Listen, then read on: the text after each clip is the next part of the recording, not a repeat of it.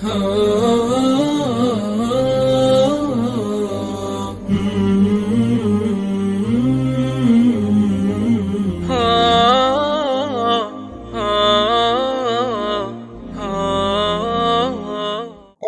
Teaching करते हैं तो आपको पढ़ाने में क्या मजा आता है? यार ये तो आपने मेरे दिल की बात पूछी। जब स्टूडेंट मेरे आगे बैठे होते हैं तो मुझे पता है कि इनको नहीं आता, और जब मैं कोई चीज़ पढ़ा लेता हूँ तो उनके चेहरों पे एक बड़ी अजीब किस्म की सेटिस्फेक्शन, एक अजीब किस्म का इत्मीनान उनके चेहरों में आता है कि उनको चीज़ की समझ आ गई। मुझे उस चीज़ को फील करने का, उस चीज़ को देखने का बहुत मजा आता है कि मेरी एफर्ट की वजह से कोई चीज़ को ये नहीं जानते थे, अब वो जानना शुरू हो गए। सर, आपने बताया कि आपने वहाँ पर जॉब की, स्टूडेंट्स के लिए भी जॉब अपॉर्चुनिटीज होती है? बिल्कुल होती हैं। इस तरह मैंने अभी थोड़ी देर पहले मैंने आपको बताया कि अमेरिका को लैंड ऑफ अपॉर्चुनिटीज कहते हैं, तो वहाँ पे जॉब अपॉर्चुनिटीज हर जगह पे हर बंदे के लिए मौजूद है। फर्क सिर्फ इतना है कि आपको काम करना आना चाहिए। अस्सलामुअलैकुम, उम्मीद है आप सब खैरियत से होंगे। आप देख रहे हैं कंट्री इनसाइट्स की अगली एपिसोड और मैं हूँ हुज़ैफा बिन। आज मैं आपको जिनसे मिलवाने जा रहा हूँ वो डेटा साइंस के शोबे से मुंसलिक है और इस वक्त यूसीपी में प्रोफेसर हैं। आए मिलते हैं सर अहमद फैसल सिद्दीकी से। अस्सलाम वालेकुम। वालेकुम अस्सलाम। आप कैसे हैं? मैं बिल्कुल ठीक ठाक हूँ, आप लोग कैसे हैं? ठीक, मैं भी अल्हम्दुलिल्लाह ठीक हूँ। क्या आप हमें अपने बचपन और अपने एजुकेशन के बारे में कुछ बताएंगे? सबसे पहले तो बहुत शुक्रिया, आपने मुझे यहाँ पे बुलाया और अपने बारे में कुछ बात करने का मौका दिया। ये मेरा बचपन बाकी तमाम बच्चों के बचपन से बहुत मुख्तलिफ नहीं था। आपकी उम्र से बहुत साल पहले यहाँ लाहौर ही में पैदा हुआ। लाहौर का एक इलाका है शादबाग, तो वहाँ पे मैं पैदा हुआ। वहीं पे एक स्कूल था, वहीं पे मेरी इब्तदाई तालीम हुई और फिर उसके बाद कॉलेज में आके मुझे सही तौर पे अंदाज़ा हुआ कि मुझे किस साइड के ऊपर जाना चाहिए, मेरा मुस्तकबिल किस साइड के ऊपर मौजूद है। गवर्नमेंट कॉलेज लाहौर में जहाँ पे बाकी जो चीज़ें दूसरे कॉलेजेस से या दूसरे एजुकेशन इंस्टीट्यूट से मुख्तलिफ हैं, उनमें से एक चीज़ ये है कि वहाँ बहुत सारी सोसाइटीज़ स्टूडेंट की मौजूद हैं, जहाँ पे स्टूडेंट्स को अपनी एजुकेशन के अलावा, यानी जो उनकी एकेडमिक्स की एक्टिविटीज़ हैं, उनके अलावा जो एक्टिविटीज़ हैं उनको एक्सपोज करने का मौका मिलता है। सो वहाँ पे बहुत सारी सोसाइटीज़ में मैं हिस्सा लेता रहा और वहीं से मैं ये समझता हूँ कि तालीमी तौर के ऊपर या एक टीचर के तौर के ऊपर, क्योंकि मैं एक टीचर हूँ, तो टीचर के तौर के ऊपर मेरे सफ़र का आगाज़ हुआ। वहीं पे मैंने फ़ैसला किया कि मुझे आगे अपने ज़िंदगी के सफ़र में एक टीचर बनना है। किस मौजू पे, किस सब्जेक्ट में बनना है, वहीं पे ये फ़ैसला हुआ। और ज़ाहिर है ये उस वक़्त कंप्यूटर एक नया हमारी ज़ुबान में, हमारे ज़िंदगियों में दाखिल हुआ था, तो कंप्यूटर की तरफ शौक़ जिस तरह बाकी स्टूडेंट्स को था, मुझे भी था, और वही शौक़ फिर मैं आगे कन्वर्ट करता गया और फिर अपने आप को, इस वक्त मैं अपने आप को डेटा साइंटिस्ट कहलवाता हूँ। तो this is what I am. ये डेटा साइंस क्या होता है? बड़ा अच्छा सवाल आपने किया। डेटा साइंस को समझने के लिए अगर मैं कोशिश करूँ आपकी ज़ुबान में आपको बताने की कोशिश करूँ, हम लोग जब अपनी तालीम को स्टार्ट करते हैं तो हमारी किताबों में एक किताब मैथमेटिक्स की होती है। फिर जब हम मैट्रिक के बाद आते हैं तो कुछ लोग स्टैटिस्टिक्स की तरफ चले जाते हैं, कुछ लोग इकोनॉमिक्स को भी पढ़ना शुरू कर देते हैं। सिमिलरली कंप्यूटर भी इसमें आ जाता है।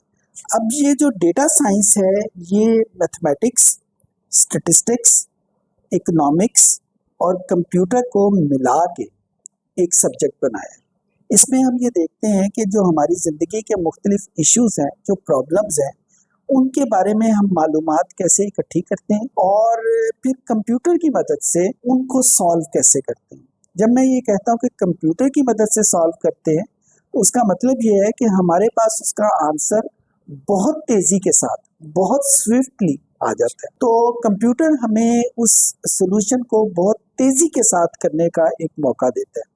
अच्छा, जब हमारे पास बहुत जल्दी उस चीज़ का आंसर आ जाता है, अपने प्रॉब्लम का हल आ जाता है, तो तो उसका एक पहलू ये भी है कि हमें अब उसके मुताबिक अपना अगला लाया अमल, अपनी अगली स्ट्रेटेजी भी डेवलप करनी है, क्योंकि जब आंसर जल्दी आ रहा है तो इसका मतलब है कि उसी स्पीड से हमें एक अपनी स्ट्रेटेजी भी बनानी। सो डेटा साइंस में ये सारी चीज़ें आ जाती हैं कि हम अपने प्रॉब्लम के बारे में मालूमात इकट्ठी कैसे करते हैं, जिसको हम डेटा कहते हैं। जब वो प्रॉब्लम हमारे पास आ जाती है तो फिर हम देखते हैं कि इनका सलूशन क्या पॉसिबल हो सकता है, और फिर हम कंप्यूटर की मदद से हम उस सलूशन को ढूंढते हैं। सलूशन हम कंप्यूटर के बगैर भी ढूंढ सकते हैं।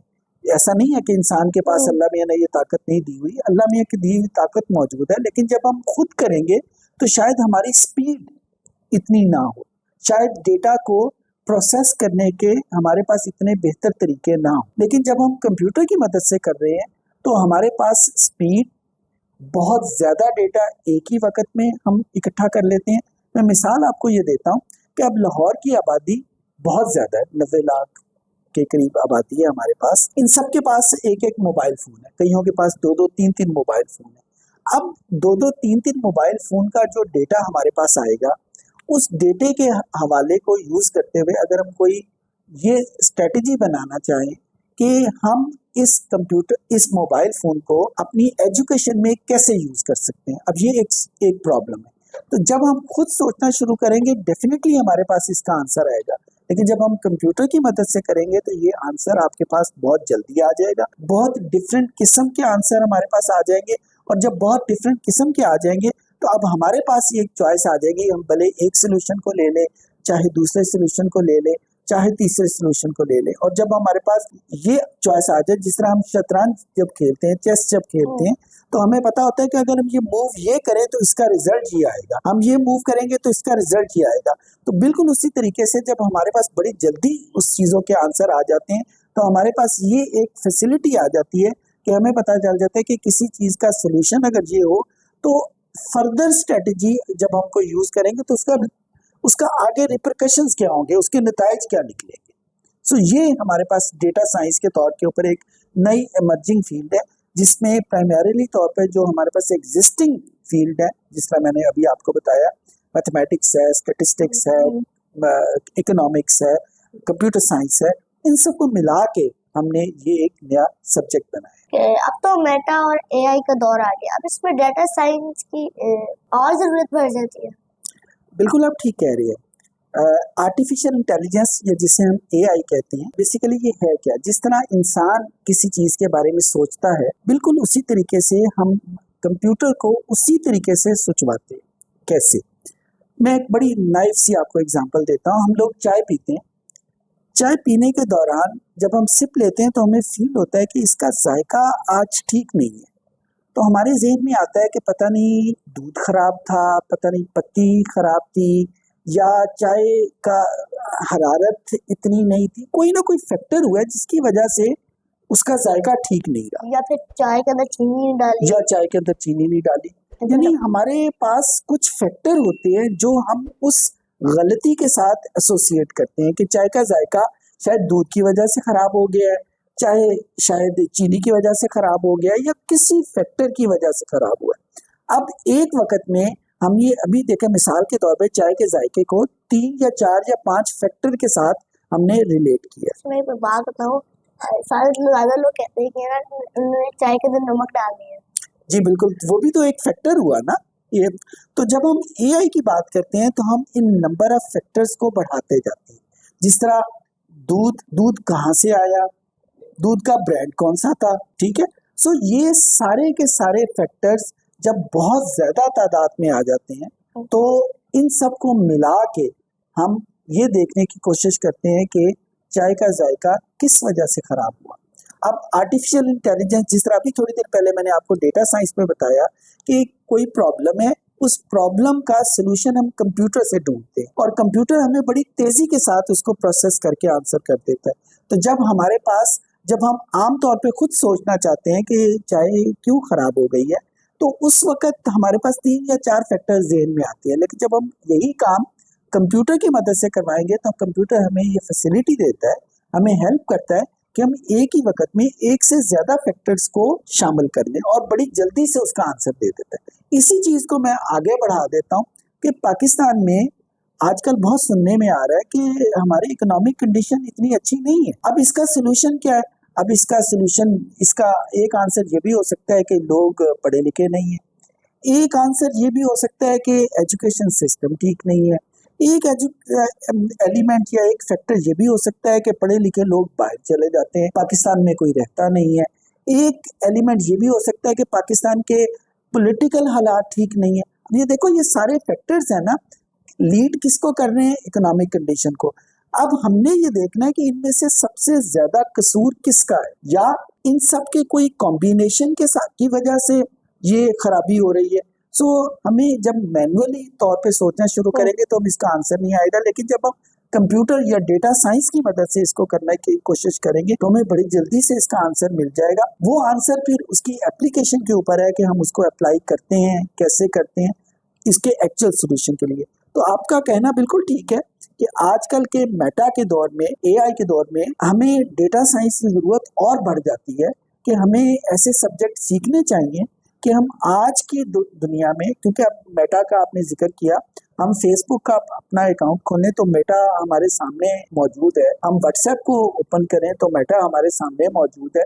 तो इसको यूज कैसे करना है और यूज एक बेहतर तरीके से यूज कैसे करना है, या हमने इसको सिर्फ चैट तक महदूद रखना है, या इससे हमने कोई प्रोडक्टिविटी भी इंक्रीज कर, ये हमारे अपने ऊपर है। और ये किस वक्त आएगा? जब हमें डेटा साइंस के प्रिंसिपल या डेटा साइंस कैसे हैंडल करते हैं वो हमें आता हो। सो इस वजह से डेटा साइंस की जरूरत, आपने बिल्कुल ठीक कहा, जरूरत और बढ़ जाती है। आपने बताया कि आपने एमएस यूनिवर्सिटी मिशिगन में आपने पढ़ा था, तो आप अमेरिका में कितने साल रहे? अमेरिका मेरा जाना ऐसा हुआ कि एक स्कॉलरशिप होता है जिसे हम फुल ब्राइट अवार्ड कहते हैं, यूएस गवर्नमेंट का स्कॉलरशिप है। मुझे अल्हम्दुलिल्लाह ये स्कॉलरशिप अवार्ड हुआ था और उसी सिलसिले में मैं फिर यूनिवर्सिटी ऑफ मिशिगन गया। यूनिवर्सिटी ऑफ मिशिगन से मैंने स्टेटिस्टिक्स, जो कि डेटा एनालिसिस या डेटा साइंस का एक कंपोनेंट है, उसमें मैंने मास्टर्स किया। मैं तकरीबन वहाँ पे 6 साल वहाँ पे रहा, जिसमें मैंने पढ़ा भी, जिसमें मैंने वहाँ पे थोड़ी सी मुलाजमत भी की, सैर भी की, मुख्तलिफ लोगों से मिला, अमेरिका में लोग कैसे रहते हैं, कैसे अमेरिका को लैंड ऑफ अपॉर्चुनिटी कहते हैं, इस चीज़ को बड़े करीब से जानने की कोशिश की, क्योंकि ये मुझे पता था कि अमेरिका ना सिर्फ आज अमेरिका है, बल्कि अमेरिका उस वक्त भी इसी तरह लैंड ऑफ अपॉर्चुनिटी और land of glamour, land of available resources के तौर पे मशहूर था। तो मेरे ज़हन में ये था कि मैं जब वहाँ पे मौजूद हूँ तो मैं यहाँ के लोगों को देखूँ कि क्या चीज़ इनको डिफ्रेंशिएट करती है जो कि पाकिस्तान में मौजूद नहीं है और पाकिस्तान में इसको इनकलकेट किया जा सकता है। तो मैं वहाँ पे तकरीबन कोई 5-6 साल रहा, तालीम भी की, मुलाजमत भी की, सैरो सियाहत भी की। आप न्यूयॉर्क गए जैसे मिनी पाकिस्तान का? जी बिल्कुल, न्यूयॉर्क तो जिस तरह लाहौर को पाकिस्तान का दिल कहा जाता है, उसी तरीके से न्यूयॉर्क को अगर अमेरिका का दिल कहा जाए तो ये कोई बहुत ज़्यादा गलत नहीं होगा। अमेरिका जाने वाला हर शख्स या तो न्यूयॉर्क जाना चाहता है और वो चला जाता है, और अगर वो न्यूयॉर्क जाए बगैर अमेरिका से वापस आ गया तो वो अपनी अमेरिका के सफ़र को मुकम्मल कहता ही नहीं है। अमेरिका में न्यूयॉर्क को लोग बिग एप्पल कहते हैं, जिस तरह पाकिस्तान में लाहौर को पाकिस्तान का दिल कहते हैं। तो yes, I was there at New York once. आप हमें पाकिस्तान और अमेरिका की कल्चरल डिफरेंस के बारे में थोड़ा सा? जी बिल्कुल, बड़ा अच्छा सवाल है। मैंने अभी थोड़ी देर पहले जिक्र भी किया कि अमेरिका जाने में मेरी इंटरनल एक क्यूरियोसिटी ये भी थी कि मैं ये देखूं कि वो लोग, उन लोगों में क्या फ़र्क है। कल्चरल डिफरेंस तो बहुत सारा है, जाहिर है हम लोग मुसलमान हैं, वो वहाँ पे ज़्यादा क्रिश्चियन लोग ज़्यादा रहते हैं, लेकिन चंद एक चीज़ें ऐसी हैं जो आपको सिर्फ अमेरिका में मिलेंगी, वो आपको दुनिया के किसी और इलाके में, पाकिस्तान समेत दुनिया के किसी और इलाके में नहीं मिलेगी। मिसाल के तौर पर हम यहाँ पाकिस्तान में अगर किसी काम का आगाज़ करने लगते हैं, हम 1 मरतबा कोशिश करते हैं, 2 मरतबा कोशिश करते हैं, अगर वो काम नहीं होता मैक्सिमम हम तीसरी मरतबा कोशिश करते हैं और फिर उसका ख्याल अपने दिमाग से ये कह के निकाल देते हैं कि ये हमारी किस्मत में नहीं है, अल्लाह ताला ने हमारे लिए नहीं लिखा हुआ। अमेरिका में ये चीज़ नहीं है। अमेरिका में लोगों के जहन में ये है कि अगर ये काम करना है तो मैंने ही करना है, and there is no one else on the face of earth who can do this particular task for me. So वो काम एक दिन में कर लेंगे तो अच्छी बात है, 2 दिन में है तो उन्होंने करना है, 3 दिन में करना है तो उन्होंने करना है।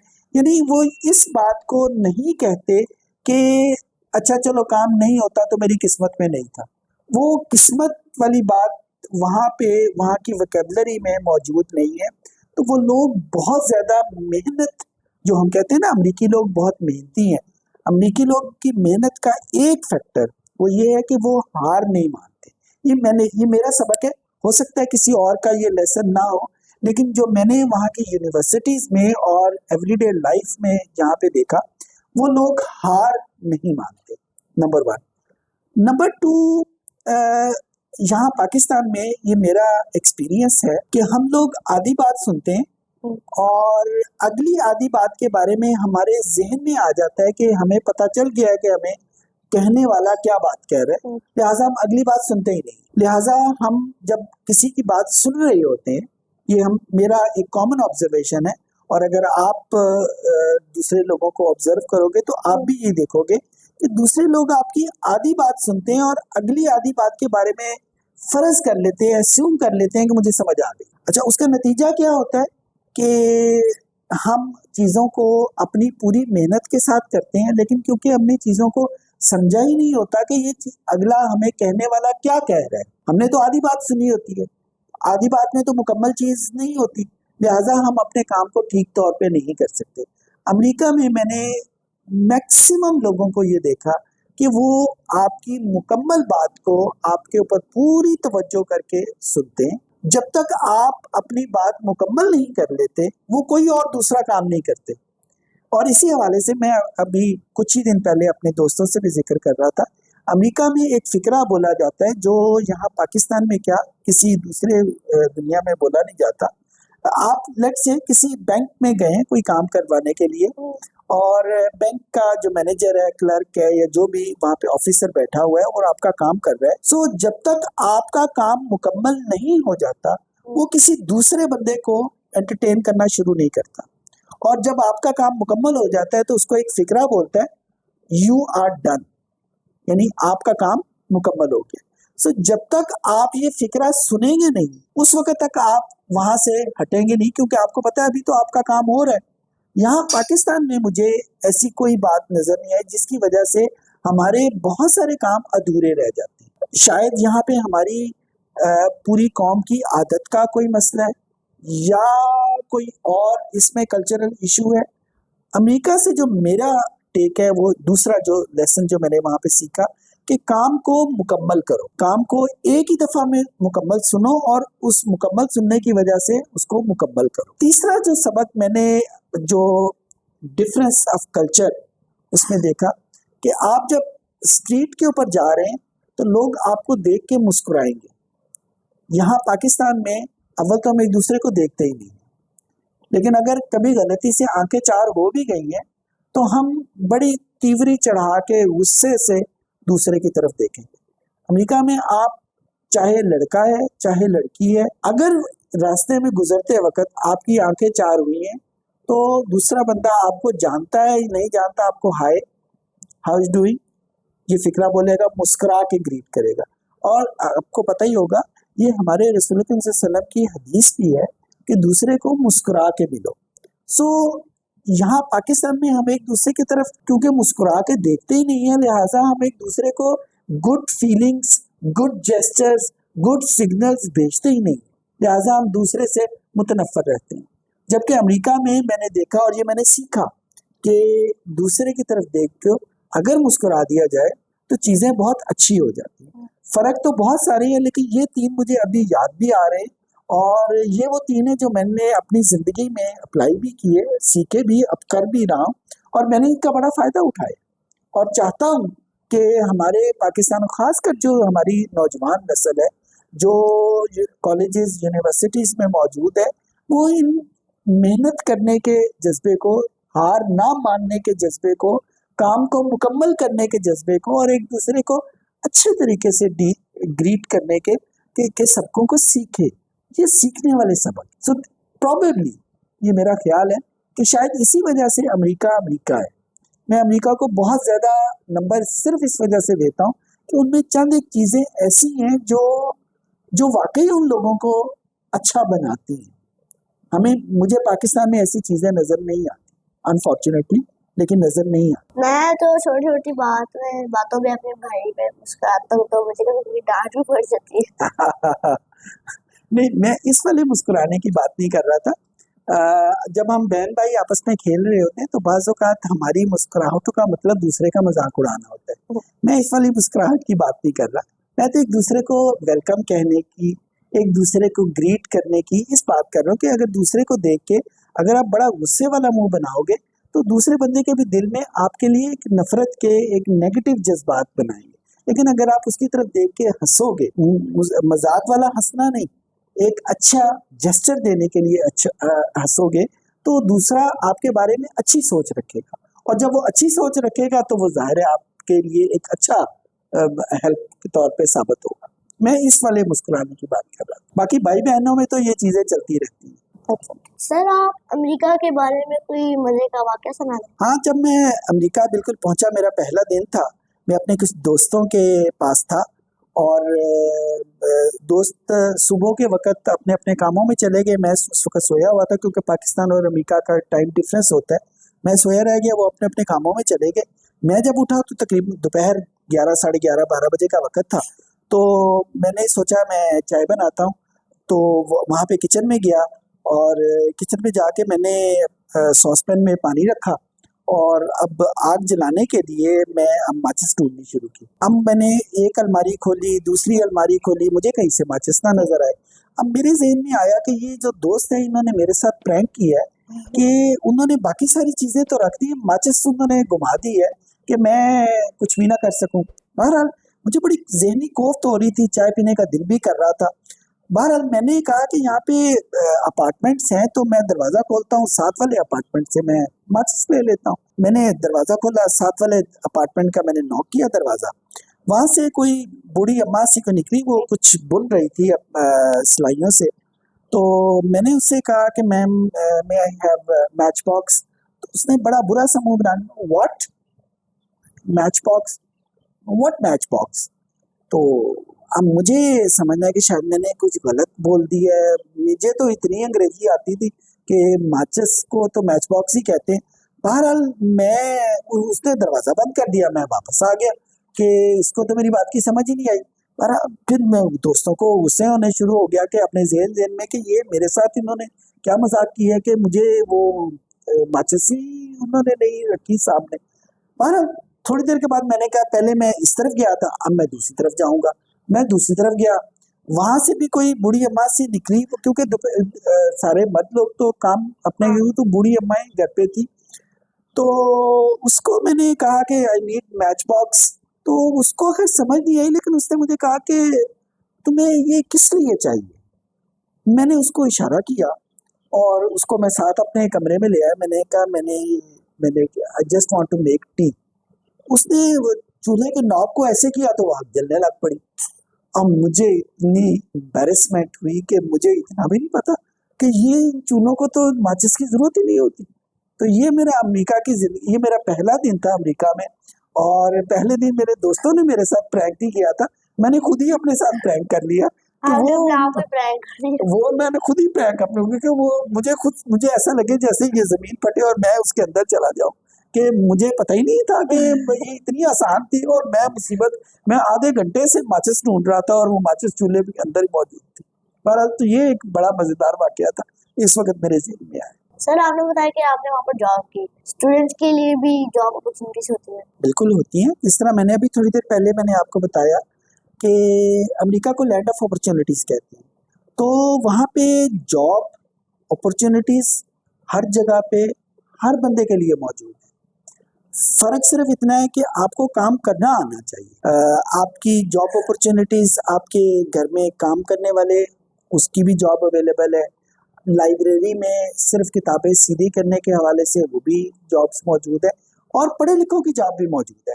अमेरिका में जॉब्स को 2 कैटेगरीज में ज़्यादातर डिवाइड किया जाता है। एक को कहते हैं ब्लू कॉलर जॉब, यानी जो बंदा डेस्क के ऊपर बैठ के काम करता है, हाथ में कलम होता है और कागज के ऊपर लिख के वो काम करता है। और दूसरी जॉब को कहते हैं blue collar job. Blue collar job वो होती है जो मजदूर लोग होते हैं, जो सड़क पे काम करते हैं, जो जैनिटर्स हैं, जो कैंटीन्स में काम करते हैं, तो उनको ब्लू कॉलर जॉब कहते हैं।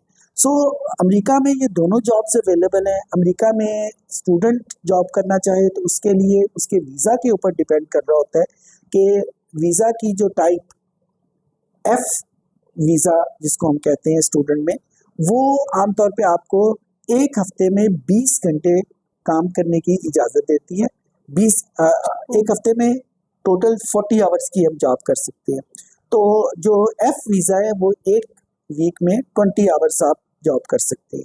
और अमेरिका में जो पे होती है वो आपको पर आवर के हिसाब से मिलती है। जब मैं वहाँ पे था तो उस वक्त आमतौर के ऊपर ये $18 या $20 के करीब एक घंटे की आपको पे मिल जाती थी।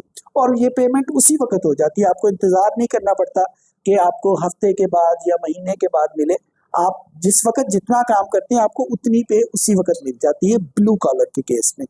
जब आप वाइट कॉलर के केस में आते हैं तो वाइट कॉलर की पे इससे बहुत ज़्यादा होती है। वो पे आपको आम तौर के ऊपर वीक के हिसाब से या मंथ के हिसाब से मिलती है। और जो पाकिस्तानी स्टूडेंट्स ज़्यादातर स्टूडेंट जिस भी इलाके से हों, इंडिया से हों, बांग्लादेश से हों, श्रीलंका से हों, ज़्यादातर जॉब्स वो ब्लू कॉलर जॉब करते हैं। और क्योंकि वो इन घंटों से ज़्यादा जॉब करना चाहते हैं 20 आवर से, तो क्या होता है कि वो फिर जिनके पास वो जॉब करते हैं वो उनको एक्सप्लॉइट करते हैं कि हम 20 आवर्स तक तो आपको $16 या $18 देंगे, लेकिन अगर आप $20 घंटे से ज़्यादा करना चाहेंगे तो फिर हम आपको सिर्फ $10 देंगे। ताकि वो स्टूडेंट फिर एक्सप्लॉइट हो जाते हैं, ज़्यादा काम करना चाह रहे होते हैं, वो फिर ये एक्सप्लॉइटेशन वहाँ पे चलती रहती है। लेकिन अगर कोई 20 घंटे तक काम करना चाहे तो अपॉर्चुनिटीज़ बहुत सारी है। कॉलेजेस में अपॉर्चुनिटीज़ हैं, यूनिवर्सिटीज़ में हैं, और अगर इनसे बाहर निकले तो आपको हर जगह अपॉर्चुनिटीज़ मिल जाएंगी। इसी तरह के से एक और वीज़ा है जिसको जे वीज़ा कहते हैं। जे वीज़ा में आप 40 आवर्स एक वीक में आप काम कर सकते हैं रेगुलर पढ़ने के साथ साथ। सो ये डिपेंड कर रहा होता है कि आपका वीज़ा कौन सा है, उस वीज़े के हिसाब से आपको जॉब करने की अपॉर्चुनिटीज़ मिल जाती है। बाकी जॉब अवेलेबल है, किसी वक्त भी आप जाओ। आप दिन के वक्त काम करना चाहो आपको दिन के वक्त की जॉब मिलेगी, आप रात के वक्त काम करना चाहो आपको रात के वक्त की मिलेगी। लड़का हो या लड़की हो, आपको जॉब्स एवरीथिंग इज अवेलेबल, कोई मसला नहीं है वहाँ। आप इतनी जॉब अपॉर्चुनिटीज में आप पाकिस्तान वापस क्यों आए? बड़ा अच्छा क्वेश्चन आपने किया, पाकिस्तान वापस क्यों आए। एक जवाब तो ये है कि अपना मुल्क अपना होता है। हमारे आँखों को जब से हम पैदा हुए हैं कुछ खास किस्म के नज़ारे देखने की आदत हो, चाहे वो बड़े गंदे मंदे से हैं, मिट्टी पड़ी हुई है, सारा गंद बंद पड़ा हुआ है, लेकिन हमारी आंखों को यही देखने की आदत है। अच्छा, जब अमेरिका में हम बड़ी साफ साफ सड़कें, साफ इमारतें, साफ जगह देखते हैं ना, तो हमारी आंखें कुछ देर तो देखती रहती हैं, लेकिन आदत तो वही पड़ी होती है, तो हमारी आंखें थक जाती हैं वो साफ चीज़ों को देखते हुए, तो आंखें थकी हुई फील होती हैं। इसी तरह हमारे कानों को खास किस्म का शोर सुनने की आदत है, जो पाकिस्तान का शोर है, तो वहाँ ऐसा शोर नहीं, वहाँ और किस्म का शोर है, तो हमारे कान थक जाते हैं। तो प्राइमरीली मैं ये थकन बहुत ज़्यादा फील करता था। मेरी आंखें वो नज़ारे, मेरे कान वो बातें, वो शोर सुनना चाहती। एक बात ये, दूसरा यहाँ पे मेरे वालिदैन हैं, वालिदैन को तो नहीं छोड़ा जा सकता किसी भी कीमत पे, क्योंकि वालिदैन अल्लाह मियाँ ने एक ही मर्तबा देने, दूसरी मर्तबा तो वालिदैन नहीं मिलते। और आपकी शायद उम्र छोटी है, आप शायद इस बात को उस तरह फील ना कर सको कि वालिदैन आपकी ज़िंदगी में कितना बड़ा रोल प्ले करते हैं और कितनी बड़ी हस्ती के तौर पे मौजूद होते हैं और अल्लाह मियाँ का ख़ास इनाम होते हैं। तो उनको छोड़ना ये बड़ा मुश्किल फैसला है। तो मेरे पास जब मैं वापस आया तो मेरे पास उस वक्त यही दो रास्ते थे कि अगर मैं वहाँ पे कुछ अर्सा भी और रहता तो शायद फिर मैं वहीं का हो रहता, फिर मैं शायद वापस ना आ पाता, और वापस आने के लिए फिर मुझे उसी वक्त फैसला लेना था। तो फिर मैंने वापस आने का फैसला किया कि पाकिस्तान जाओ, और दूसरा मैंने यहाँ पढ़ा था, मैं यहीं के लोगों को फायदा उठा देना चाहता था। ये क्या हुआ कि पढ़ा आपने यहाँ पे है और फायदा आपने किसी दूसरे लोगों को देना शुरू कर दिया।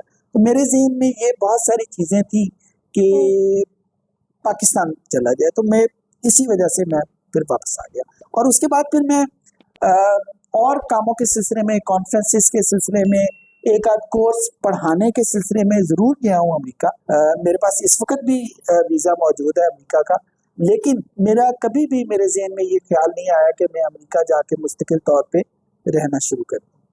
अपना मुल्क अपना होता है। जो बच्चे अमेरिका जाना चाहते हैं, आप उनको क्या एडवाइस देंगे? जो बच्चे अमेरिका जाना चाहते हैं, मेरी उनके लिए सबसे बड़ी एडवाइस तो यही होगी, पढ़ने के लिए जाए, रहने के लिए ना जाए।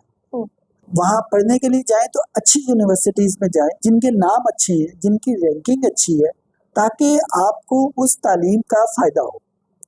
किसी नीचे रैंक वाली यूनिवर्सिटी में सिर्फ डिग्री लेने का, पढ़ने का कोई फ़ायदा। फिर वहाँ जाके जॉब अगर करनी है और बाज़ हालात में ये हमारी ज़रूरत भी बन जाती है, तो कोशिश करें जॉब, मीनियल जॉब यानी छोटी जॉब्स के ऊपर अपने आप को फोकस मत करें।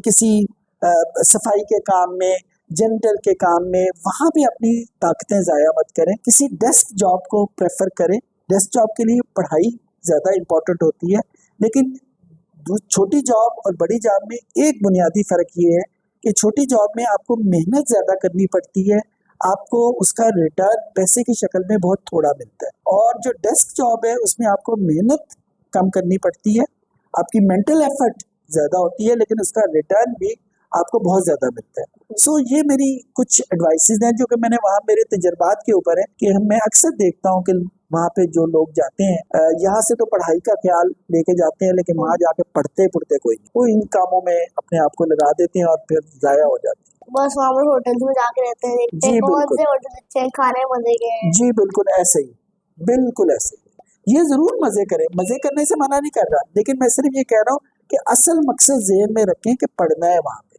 दूसरे मकसदों में ना पढ़े। आप टीचिंग करते हैं तो आपको पढ़ाने में क्या मजा आता है? यार ये तो आपने मेरे दिल की बात पूछी। जब स्टूडेंट मेरे आगे बैठे होते हैं तो मुझे पता है कि इनको नहीं आता, और जब मैं कोई चीज़ पढ़ा लेता हूँ तो उनके चेहरों पे एक बड़ी अजीब किस्म की सेटिस्फेक्शन, एक अजीब किस्म का इत्मीनान उनके चेहरों में आता है कि उनको चीज़ की समझ आ गई है। मुझे उस चीज़ को फील करने का, उस चीज़ को देखने का बहुत मज़ा आता है कि मेरी एफर्ट की वजह से इनको ना जानने, कोई चीज़ को ये नहीं जानते थे, अब वो जानना शुरू हो गए। तो मुझे ये चीज़ बहुत फैसिनेट करती थी भी। आज भी जब मैं अपनी क्लास में जब जाता हूँ तो मेरे सामने वही स्टूडेंट होते हैं और उनको नहीं आता होता, और फिर मैं मेरी कैपेबिलिटीज़ या मेरी जो एबिलिटीज़ हैं उनकी वजह से उनको आना शुरू हो जाता है। तो मुझे इस चीज़ का बहुत मज़ा आता है। इस वजह से मैंने इस टीचिंग के प्रोफेशन को ज्वाइन भी किया, अभी तक एंजॉय कर रहा हूँ। आप पाकिस्तान में डेटा साइंस के लिए क्या सोचते हैं? पाकिस्तान में डेटा साइंस, ये आप ये समझ लो कि ये अब मेरा ख्वाब बन चुका है। मेरा यही गोल है कि पाकिस्तान में डेटा साइंस की तालीम को ज़्यादा से ज़्यादा बढ़ाया जाए। मैं इस वक्त जब मैं पहले यूनिवर्सिटी में तो यूनिवर्सिटी जिसमें था UMT में, वहाँ पे मैंने ये प्रोग्राम शुरू किया। उसके बाद मैं यूनिवर्सिटी चेंज की, वहाँ पे भी यही प्रोग्राम शुरू किया।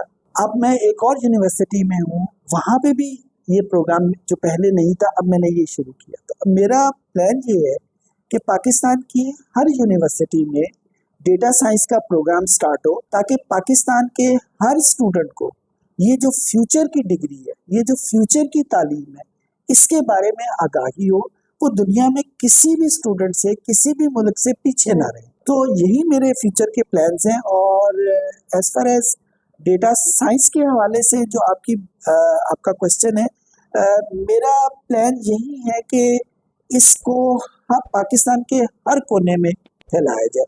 वो डिग्री प्रोग्राम की सूरत में भी हो सकता है, क्योंकि यूनिवर्सिटी डिग्रीज ऑफर करती हैं। वो कुछ और इंफॉर्मेटिव प्रोग्राम जिस तरह टीवी पे, ये जो आपका ब्लॉग है, इसके हवाले से सारे जिस भी ज़रिए से इस पैगाम को, इस डिग्री को, इस तालीम को आगे बढ़ाया जाए, वो मेरे प्लान्स में शामिल है। आप हमारे लिसनर और व्यूअर्स को क्या एडवाइस देना चाहेंगे? एक ही पैगाम, एक ही एडवाइस है कि ज़िंदगी में जब आपका कोई गोल हो तो उसके लिए कोशिश करते रहें, हार ना मानें। हार जिस वक़्त आपने मान ली उसी वक़्त आप इस दौड़ से, अपनी ज़िंदगी से हार जाओगे। और हारे हुए लोगों को कोई भी नहीं पूछता, हारे हुए लोगों से हमदर्दी करते हैं लोग, हारे हुए लोगों के साथ कोई नहीं चलता। तो अपने साथ अब ये हार का वर्ड ये एसोसिएट ना करें, कोशिश करते रहें। अगर कोई चीज़ नहीं मिलती पहली अटेम्प्ट में, दूसरी अटेम्प्ट में, तीसरी अटेम्प्ट में, इट डज़ नॉट मीन कि आप उसको हासिल नहीं कर सकते। सिर्फ ये समझे कि आपकी कोशिश उस लेवल तक की नहीं। तो मेरा ज़िंदगी का, अपनी ज़िंदगी का भी मोटो यही है कि कोशिश करते रहो और रिज़ल्ट अल्लाह मियाँ के ऊपर छोड़ दे कि वो हमें रिज़ल्ट कब देता है, देगा ज़रूर। पहली अटेम्प्ट के बाद दे दे, ये उसकी मेहरबानी है, दूसरी अटेम्प्ट के बाद दे, उसकी मेहरबानी है, मिलेगा ज़रूर। आपका काम ये है कि कोशिश नहीं छोड़े। बहुत मजा आया आपके साथ, आपका बहुत शुक्रिया। और उम्मीद है आप सबने भी सर अहमद के साथ बहुत कुछ सीखा होगा। अल्लाह हाफिज।